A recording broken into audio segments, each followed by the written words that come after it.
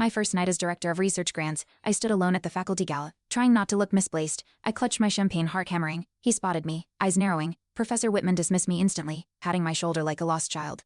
I stood firm, silently watching. My coffee-stained blazer absorbed his contempt like armor. Once, I believed in academia's fairness. He sneered at my shoes, unknowingly challenging his future gatekeeper. At the luncheon next day, Whitman spoke over me, rewriting my points mid-sentence like I was invisible.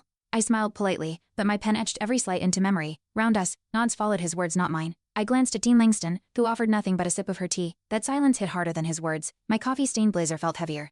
But I wore it still, proof that I was present, enduring, remembering every slight. When Whitman snatched the presentation remote from my hand, smirking like I was his assistant, I blinked twice and stepped back. The room chuckled. I kept my expression blank. But my pulse pounded. Dean Langston didn't flinch. I jotted his exact words, misquotes, numbers off. The coffee stain on my sleeve pulsed like a warning flare. I wasn't just enduring anymore. I was documenting, preparing for the fall he didn't see coming. During the grant review, Whitman interrupted me again, citing incorrect policy. I nodded, pretending to accept it, but my file said otherwise. I showed Dean Langston later. No reaction. Red herring. She was stone-faced, unreadable. Still, I gathered more discrepancies. Whitman, oblivious, kept piling errors. My anger cooled into calculation. The blazer's stain darkened, absorbing every insult, every misstep he made. It was no longer shame, it was strategy woven into fabric. In a budget committee meeting, I passed around a document marked Whitman proposal unverified.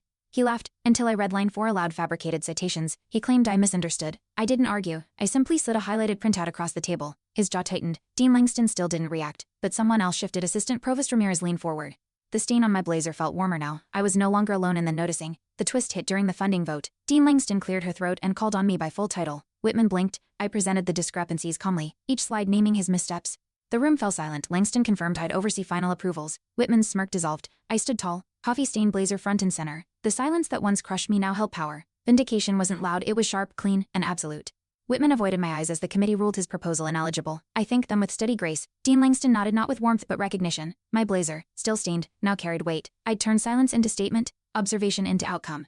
In that moment, I realized enduring was never weakness, it was precision. And I had top-played them all. 2 weeks later, Whitman's office sat empty, nameplate gone. I placed a fresh orchid on my desk, beside the folded blazer. Dean Langston passed, offering a brief smile.